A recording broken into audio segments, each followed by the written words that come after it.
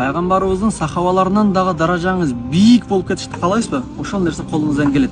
Эгерде мынау ишти аткарыш колуңуздан келсе. Ал иш кандай?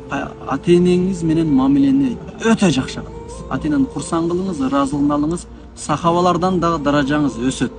Буга далил Уайс аль-Карани деген табиин болгон, бул йемендик болгон.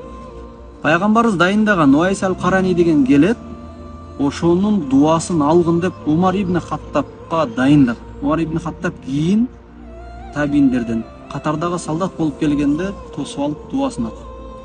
Ал кайсы нерсе менен даражасы өткөн?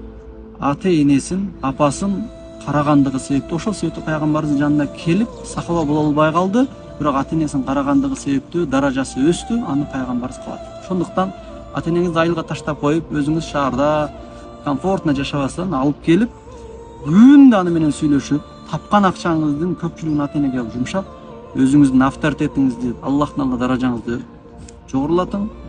Бул дүйнөдө дагы өтө жакшы жашайсыз. Аллах Таала берекесин.